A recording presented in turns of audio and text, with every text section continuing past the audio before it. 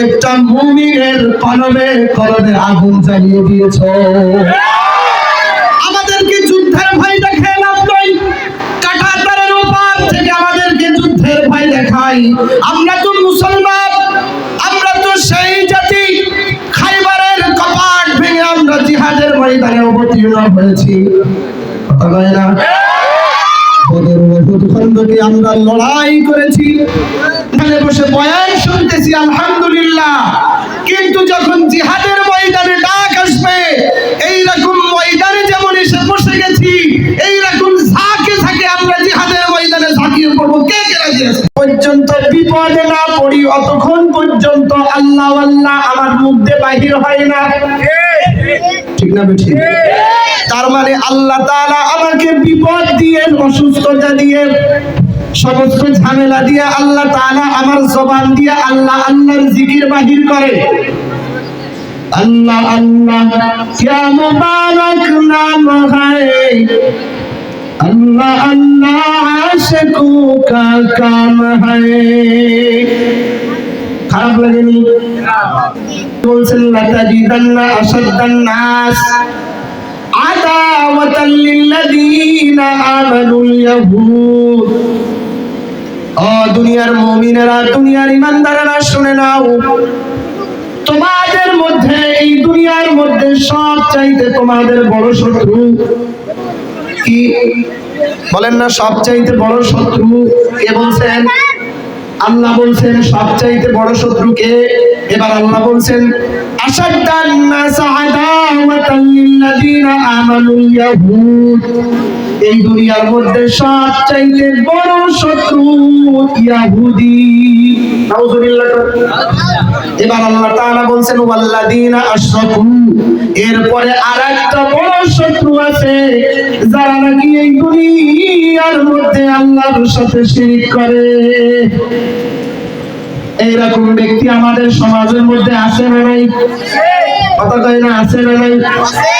সারাটা জীবন মসজিদের মধ্যে নামাজ আদায় করে করে কপালের মধ্যে দাগ পড়ে গেছে, অথচ মাত্র 10 টাকার একটা সিঙ্গারার জন্য, সর্বোচ্চ 1 প্লেট বিরিয়ানির জন্য ওই মানুষটা মূর্তির সামনে যাইতেও দ্বিধাবোধ করে না, আছে না নাই? সারাটা জীবন মসজিদে কপাল ঘষে ঘষে কপাল দাগ হয়ে গেছে। আবার যেই নাকি একটু সুযোগ পাইছে, সাথে সাথে মন্দিরের মধ্যে গিয়া হাজির, আছে না নাই? আল্লাহ তাআলা কুরআনুল কারীমের মধ্যে বলছেন তুমি আজকে কাদের সাথে আতাত করছো, তুমি আজকে কাদের সাথে যোগাযোগ করছো? যারা নাকি আমি আল্লাহ তাআলা ঘোষিত, যারা নাকি তোমাদের প্রকাশ্য দুশমন, তাদের সাথেই তোমরা আতাত করতেছো।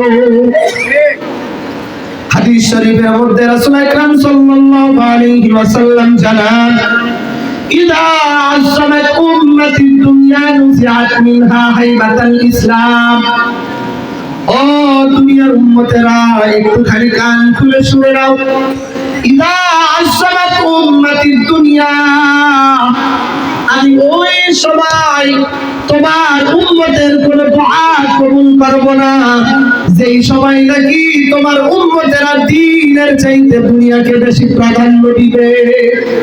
নাউযুবিল্লাহ। বর্তমান সময় আমরা দ্বীন থেকে দুনিয়াকে বেশি প্রাধান্য দিই কিনা বলেন? আমার একটুখানি বিপদ হয়েছে, আমি সাথে সাথে বলে বসি আল্লাহ তাআলা শুধু বিপদ দেওয়ার জন্য আমাকেই দেখে, ঠিক না ঠিক? একটুখানি কষ্ট হয়েছে, আমার একজন সন্তান আল্লাহ তাআলা দিয়েছিল, দুনিয়া থেকে নিয়ে গেছে, আমরা বলি হয়তো আল্লাহ তাআলা বিপদ দেওয়ার জন্য হয়তো আমাকেই বেশি পাইছে, ঠিক না ঠিক? আমার গোয়ালে একটা গরু ছিল 30,000 40,000 দাম, গরুটা হঠাৎ করে অসুস্থ হয়ে মারা গেছে। এরকম আছে না? একটা উগ্র গোষ্ঠীর কথা ইসকন। আমরা পরিষ্কার ভাষায় বলতে চাই, যুদ্ধের আগ থেকে 1966 আগ থেকে এই ইসকনের প্রতিষ্ঠা হয়েছে। সেই বাংলাদেশের শুরু লগ্ন থেকে আজ পর্যন্ত পর্যন্ত এই ইসকন বাংলাদেশের প্রতি ষড়যন্ত্র চালিয়ে যাচ্ছে। এতদিন পর্যন্ত তাদের মদতগার একজন ছিলেন, তিনি চলে যাবার পরে তাদের সমস্ত কর্মকাণ্ড প্রকাশ্যে এসেছে। আমরা পরিষ্কার ভাষায় বলতে চাই, আমাদের এই দেশ সম্প্রীতির দেশ, সাম্প্রদায়িক কোন উস্কানিমূলক আমরা কোনো কথাবার্তা কাজ করতে চাই না। কিন্তু আমাদের সাথে যদি লাগতে চাও, আমাদের সাথে যদি তোমরা কোনো শত্রুতা আমি দেখাইতে চাও, আমরাও পরিষ্কার বলতে চাই, তোমরা শুধুমাত্র একজন সাইফুল ইসলামকে কোপ দিয়ে, একজন সাইফুল ইসলামকে শহীদ করে দিয়ে আপনারা যদি খেলতে চান, আমরাও খেলার জন্য প্রস্তুত। আমরা জানাইতে চাই, এটা শাহজালালের পূর্ণভূমি বাংলাদেশ, এটা গুজরাট নয়। আপনি যা ইচ্ছা তাই করবেন। প্রত্যেকটা মুমিনের কলবে কলবে আগুন জ্বালিয়ে দিয়েছ। আমাদেরকে যুদ্ধের ভয় দেখায় লাভ নয়। কাঁটাতারের ওপার থেকে আমাদেরকে যুদ্ধের ভয় দেখায়। আমরা তো মুসলমান, আমরা তো সেই জাতি, খাইবারের কপাট ভেঙে আমরা জিহাদের ময়দানে অবতীর্ণ হয়েছি। কথা বলে না? বদর উহুদ খন্দকে আমরা লড়াই করেছি। আজ প্রেসার ছেড়ে দিয়ে দিন কায়েমের জন্য আমরা লড়েছি। যেহেতু আমরা সেই জাতি, ভুলে গেলে একটু চলবে না। ধর্মীয় অনুশাসনের ব্যাপারে যখন কোনো আঘাত আসবে, আমরা প্রত্যেকজন মুসলমান যার যার জায়গা থেকে দাঁড়িয়ে যাব, ঠিক না বেঠে? আমরা ওই কাঁটাতারের ওপারের লোকজনদেরকে জানাইতে চাই, তোমরা এক্সপোর্ট ইম্পোর্ট বন্ধ করে দিয়ে আমাদেরকে ভয় দেখাইতে চাও, বরঞ্চ আমরা তোমাদের উপরে নির্ভরশীল নই। একটু খেয়াল করে দেখো, তোমরাই আমাদের উপরে নির্ভরশীল। কিছুদিন আগে পত্রিকায় প্রতিবেদন এসেছে, প্রিন্ট মিডিয়াগুলোয় প্রতিবেদন এসেছে, বাংলাদেশের পর্যটক ইন্ডিয়াতে না যাবার কারণে 500 থেকে 800 হাজার মানুষ বেকার বসে আছে। এই জন্য মুহতারাম হাজিরিন, একটুখানি খেয়াল করেন, যখন আমার আপনার উপরে ধর্মের উপরে কোনো আঘাত আসবে, ধর্মের উপরে যখন কেউ চোখ রাঙানি দিবে, আমরা দেখার মতো কোনো সুযোগ নাই। আমরা ওয়াহাবি না মাযহাবি কোনো কিছু দেখার মতো সুযোগ নাই।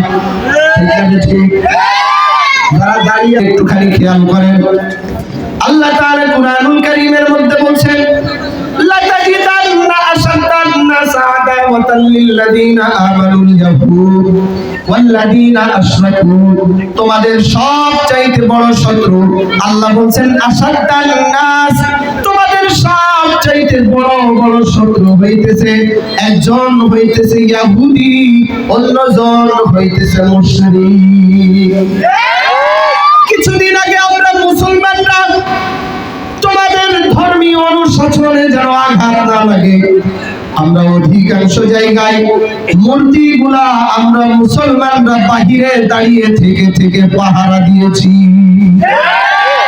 আজকে তোমরা আমার ভাইয়ের গায়ে হাত দাও, আজকে তোমরা আমার ভাইয়ের গলায় পাঠা বলি দেওয়ার মতো কব দিয়েছ।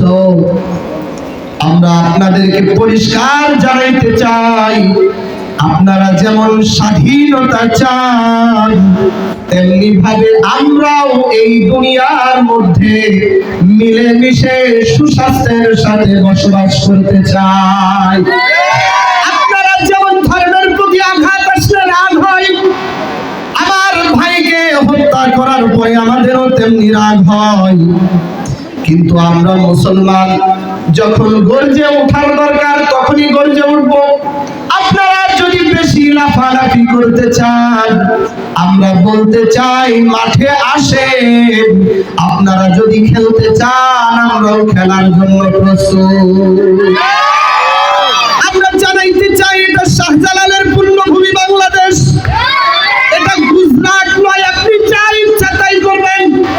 এখানে বসে বয়ান শুনতেছি আলহামদুলিল্লাহ, কিন্তু যখন জিহাদের ময়দানে ডাক আসবে, এইরকম ময়দানে যেমন এসে বসে গেছি,